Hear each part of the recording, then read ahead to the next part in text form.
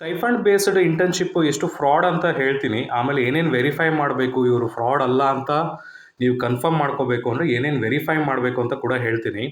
So last year ಒಂದು 6 ಮೆಂಬರ್ಸಿಗೆ fraud ಆಗಿರೋದನ್ನ ನಾನು ನಿಮಗೆ ಎಕ್ಸ್‌ಪ್ಲೇನ್ ಮಾಡ್ತೀನಿ. ಏನಾಗಿದೆ, ಸೊ ಸ್ಟೈಫಂಡ್ ಬೇಸ್ಡ್ ಇಂಟರ್ನ್‌ಶಿಪ್ಪಿಗೆ ಬ್ಯಾಂಗ್ಳೂರಿಗೆ ಹೋಗಿದ್ದಾರೆ. ಅವ್ರ ಲೆಕ್ಚರ್ ಬಲವಂತದ ಮೇಲೆ, ಅವ್ರ ಲೆಕ್ಚರ್ ಅಥವಾ ಅವರ ಪ್ರೊಫೆಸರ್ ಬಲವಂತದ ಮೇಲೆ ಹೋಗಿದ್ದಾರೆ. ಹೋಗ್ಬಿಟ್ಟು ಏನಾಗಿದೆ, ತಿಂಗಳಾನುಗಟ್ಲೆ ಸರಿಯಾಗಿ ಕ್ಲಾಸಿಗೆ ತೊಗೊಂಡಿಲ್ಲ, ಕ್ಲಾಸಿಗೆ ಬಂದಿಲ್ಲ ಲೆಕ್ಚರು. ಯಾರೋ ಒಬ್ಬರು ಬರ್ತಿದ್ರಂತ, ಏನೋ ಒಂದು ಬರ್ಸ್ತಿದ್ರು ಹೋಗ್ತಿದ್ರು ಅಂತ ಹೇಳಿದರು. ಸೊ ಪಾಪ ಸ್ಟೂಡೆಂಟ್ಸ್ಗಳು ಪಿ ಜಿಗೆಲ್ಲ ದುಡ್ಡು ಹಾಕಿ ಆಮೇಲೆ ಎಲ್ಲದೂ ಹಾಕ್ಬಿಟ್ಟು ಕೊನೆಗೆ ಸರ್ಟಿಫಿಕೇಟ್ ಇಸ್ಕೊಳೋ ಟೈಮಲ್ಲಿ ನೀವು ಸ್ಟೈಫಂಡ್ ಕೊಟ್ಟಿಲ್ಲ ಅಂತ ಕಂಪ್ಲೇಂಟ್ ಮಾಡಿದಾಗ ಅವಾಗ ನಿಮ್ಮ ಪರ್ಫಾರ್ಮೆನ್ಸ್ ಸರಿ ಇಲ್ಲ, ಅದು ಸರಿ ಇಲ್ಲ, ಇದು ಸರಿ ಇಲ್ಲ ಅಂತ ಹೇಳಿಬಿಟ್ಟು ಅವ್ರೇನು ಮಾಡ್ತಾರೆ, ಅವ್ರಿಗೆ ಸ್ಟೈಫಂಡ್ ಕೊಡದೆ ಒಂದು ಸರ್ಟಿಫಿಕೇಟ್ ಕೊಟ್ಟು ಕಳಿಸ್ತಾರೆ. ಅಂದರೆ ಏನು ಕಲ್ತಿಲ್ಲ ಸ್ಟೂಡೆಂಟ್ಸು. ಸೊ ಈ ಥರ ಫ್ರಾಡ್ಸ್ಗಳು ಇರ್ತಾರೆ. ಸೊ ಒಂದು ಕಂಪ್ನಿ ಸ್ಟೈಫಂಡ್ ಕೊಡ್ತಾರೆ ಅಂದರೆ ಅದಕ್ಕೆ ಒಂದು ಜಾಬ್ ಪೋರ್ಟ್ಫೋಲಿಯೋ ಅಂತ ರೆಡಿ ಮಾಡಿರ್ತಾರೆ. ಜಾಬ್ ಪೋರ್ಟ್ಫೋಲಿಯೋ ಅಂದರೆ ಏನು? ಆಫರ್ ಲೆಟ್ರಲ್ಲಿ ನಾವು ಸ್ಟೂಡೆಂಟ್ಸಿಗೆ ಇಷ್ಟು ಪೇ ಮಾಡ್ತಾ ಇದ್ದೀವಿ ಪ್ರತಿ ತಿಂಗಳು, ಯಾವುದಕ್ಕೆ ಪೇ ಮಾಡ್ತಾ ಇದ್ದೀವಿ, ಸ್ಟೂಡೆಂಟ್ಸ್ ಏನೇನು ಕೆಲಸ ಮಾಡಬೇಕು, ರೋಲ್ಸ್ ಆ್ಯಂಡ್ ರೆಸ್ಪಾನ್ಸಿಬಿಲಿಟೀಸ್ ಅಂತ ಇರುತ್ತೆ. ಅದ್ರ ಜೊತೆಗೆ ಎಷ್ಟು ತಿಂಗಳು ಕಮಿಟ್ಮೆಂಟು, ಆಮೇಲೆ ಟೈಮಿಂಗ್ಸ್ ಆಫ್ ವರ್ಕ್ ಪ್ರೊಸೀಜರ್ ಏನು, ಪ್ರತಿಯೊಂದು ಜಾಬ್ ಪೋರ್ಟ್ಫೋಲಿಯೋದಲ್ಲಿ ಇರುತ್ತೆ. ನೀವು ಎಲ್ಲೇ ಕಂಪ್ನಿಗಳಲ್ಲಿ ನೀವು ಎಲ್ಲೇ ಹೋದರೂ ಕೂಡ ಸ್ಟೈಫಂಡ್ ಕೊಡ್ತಾ ಇದ್ದಾರೆ ಅಂದರೆ first job ಪೋರ್ಟ್ಫೋಲಿಯೋನ ಇಸ್ಕೊಳ್ಳಿ.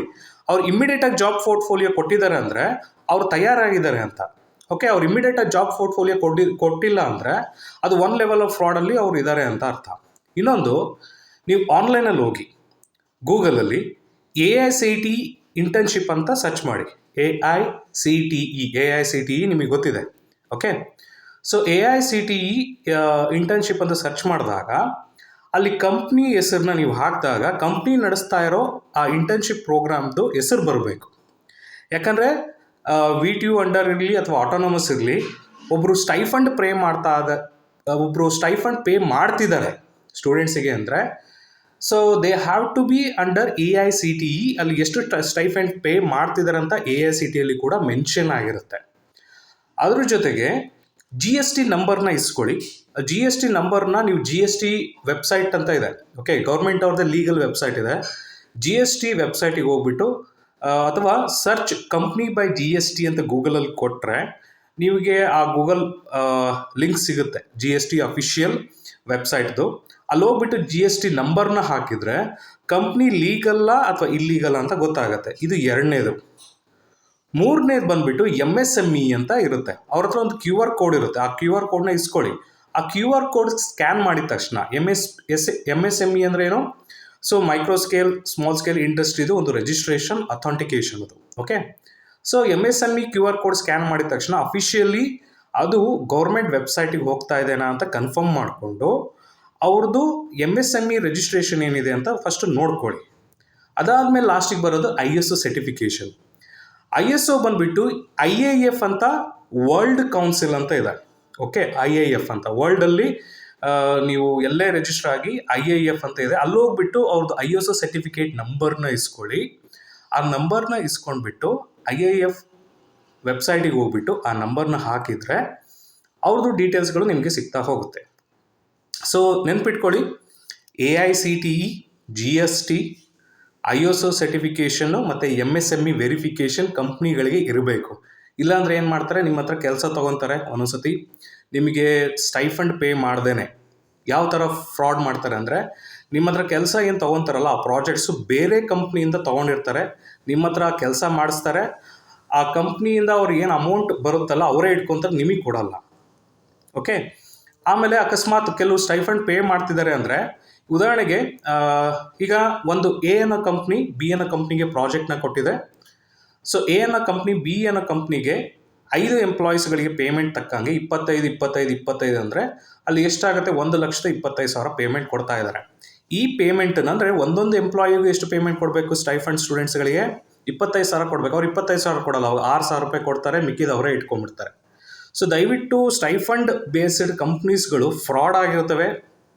So either legal documents ಇರಲ್ಲ, ಆ ಥರ ಫ್ರಾಡ್ ಮಾಡ್ತಾರೆ, ಇಲ್ಲ ಅಥವಾ ಲೀಗಲ್ ಡಾಕ್ಯುಮೆಂಟ್ಸ್ ಇದ್ದರೂ ಕೂಡ ಸ್ಟೈಫಂಡ್ ವಿಚಾರದಲ್ಲಿ ಫ್ರಾಡ್ ಮಾಡ್ತಾರೆ ಅಥವಾ ಸ್ಟೈಫಂಡ್ ಕೊಡೋದೇ ಇಲ್ಲ. ಯಾಕಂದರೆ ಸ್ಟೂಡೆಂಟ್ಸ್ ಹೇಗಿದ್ರು ಫೈನಲ್ ಇಯರ್ ಮುಗಿಸ್ಕೊಂಡು ಹೋಗ್ಬಿಡ್ತಾರೆ, ಅವ್ರ ತಲೆಯಲ್ಲಿ ಇದ್ರ ಬಗ್ಗೆ ವಿಚಾರವಾಗಿ ಸೀರಿಯಸ್ ಆಗಿ ಥಿಂಕ್ ಮಾಡಲ್ಲ ಅಂತ ಹೇಳ್ಬಿಟ್ಟು ಸೊ ಮತ್ತೆ ರಿಟರ್ನ್ ನೋಡಲ್ಲ ಅಂತ ಹೇಳ್ಬಿಟ್ಟು ಈ ಥರ ಫ್ರಾಡ್ಸ್ಗಳನ್ನ ಮಾಡ್ತಾರೆ. ಇದು ಬ್ಯಾಂಗ್ಳೂರಲ್ಲಿ ಹೆಚ್ಚು ಫ್ರಾಡ್ಸ್ಗಳನ್ನು ನಾನು ಅಬ್ಸರ್ವ್ ಮಾಡಿರೋದು.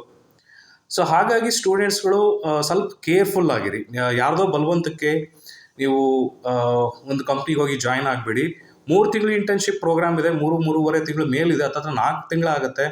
ಹತ್ತತ್ರ 50,000 30-40 ಸಾವಿರದ ಮೇಲೆ ಅಮೌಂಟನ್ನು ಇನ್ವೆಸ್ಟ್ಮೆಂಟ್ ಮಾಡ್ತೀರಾ. ಪಿ ಜಿ ಸೆಂಟರ್ಸ್, ಪಿ ಜಿಗೆ ಅಥವಾ ಅಡ್ಡಾಡೋ ಖರ್ಚು ಪ್ರತಿಯೊಂದು ಸೇರಿದ್ರೆ ತಿಂಗಳಿಗೆ 7,000 8,000 ಅಂದ್ಕೊಂಡ್ರು ಅಲ್ಲಿಗೆ ಹತ್ತತ್ರ 40,000 ನೀವೇ ಕೈಯಿಂದ ಖರ್ಚು ಮಾಡ್ತೀರಾ.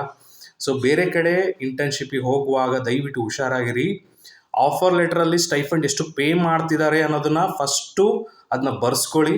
ಅವರು ಸ್ಟೈಫಂಡ್ ಎಷ್ಟೊತ್ತಿದ್ರು ಪೇ ಮಾಡಲೇಬೇಕು, ರಿಗಾರ್ಡ್ಲೆಸ್ ಆಫ್ ಯುವರ್ ಪರ್ಫಾರ್ಮೆನ್ಸ್. ನಿಮ್ಮ ಪರ್ಫಾರ್ಮೆನ್ಸ್ ಹೊರತುಪಡಿಸಿ ಮಿನಿಮಮ್ ಸ್ಟೈಫಂಡ್ ಎಷ್ಟು ಪೇ ಮಾಡ್ತಿದ್ದಾರೆ, ಅಕಸ್ಮಾತ್ ಇನ್ಸೆಂಟಿವ್ಸ್ ಇದೆನಾ, ಆ್ಯಡ್ ಆನ್ಸ್ಗಳು ಇದೆನಾ, ಇವೆಲ್ಲ ನೀವು ತಿಳ್ಕೊಂಬಿಟ್ಟು ಹುಷಾರಾಗಿ ಮೂವ್ ಮಾಡಿ. ಓಕೆ, ಸೊ ನಿಮಗೆ ಯಾವ ಥರ ವೆರಿಫಿಕೇಷನ್ ಮಾಡಬೇಕು ಕಂಪ್ನಿನ ಅಂತ ಗೊತ್ತಾಗಬೇಕು ಅಂದರೆ www.siriintel.com ಹೋಗಿ. ಅಲ್ಲಿ ವೆರಿಫೈ ಕಂಪ್ನಿ ಡೀಟೇಲ್ಸ್ ಅಂತ ನಾನೇ ಒಂದು ಲಿಂಕನ್ನು ಪ್ರೊವೈಡ್ ಮಾಡಿದ್ದೀನಿ. ನೀವು www.siriintel.com ಹೋಗಿ ವೆರಿಫೈ ಕಂಪ್ನಿ ಡೀಟೇಲ್ಸ್ ಅಂತ ಕೊಟ್ರಿ ಅಂದರೆ ಅಲ್ಲೊಂದು ಬಟನ್ ಇದೆ, ಪ್ರೆಸ್ ಮಾಡಿದ್ರಿ ಅಂದರೆ ನನ್ನ ಕಂಪ್ನಿ ವೆರಿಫಿಕೇಷನ್ಗಳು ಬರ್ತಾ ಹೋಗುತ್ತೆ.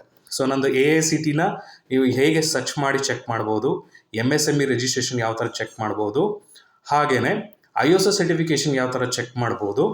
ಅದ್ರ ಜೊತೆಗೇ ಸೊ GST, ನಂದು ಓಲ್ಡ್ GST, ನ್ಯೂ GST ಏನೇನಿದೆ ಅದು ಪ್ರತಿಯೊಂದನ್ನು ನೀವು ಚೆಕ್ ಮಾಡ್ಬೋದು ವಿತ್ ಟ್ರೈನರ್ ಪ್ರೊಫೈಲ್. ನಾನು ಇಷ್ಟು ಸಿಸ್ಟಮೆಟಿಕ್ ಆಗಿ ಆ್ಯಸ್ ಫರ್ ISO ಸ್ಟ್ಯಾಂಡರ್ಡ್ ಪ್ರಕಾರ ನಾನು ಯಾವ ಥರ ಡಿಸ್ಪ್ಲೇ ಮಾಡಿದ್ದೀನಿ. ಸೊ ನೀವು ಹೋಗ್ತಿರೋ ಕಂಪ್ನಿಗಳು ಅದೇ ಥರ ಡಿಸ್ಪ್ಲೇ ಮಾಡಬೇಕು. ನಾನು ಎಕ್ಸಾಂಪಲ್ ಕೊಡ್ತಾ ಇರೋದು ನನ್ನ ಕಂಪ್ನಿಗೆ ಜಾಯ್ನ್ ಆಗಿ ಅಂತಲ್ಲ. ಓಕೆ, ಅದನ್ನು ಫಸ್ಟು ನೆನ್ಪಿಟ್ಕೊಳ್ಳಿ. ಸೊ ನೀವು ಯಾವ ಕಂಪ್ನಿಗಾರು ಜಾಯ್ನ್ ಆಗಿ ಈ 5 ಡೀಟೇಲ್ಸ್ಗಳನ್ನು 4-5 ಡೀಟೇಲ್ಸ್ಗಳನ್ನು ವೆರಿಫೈ ಮಾಡ್ಕೊಳ್ಳಿ.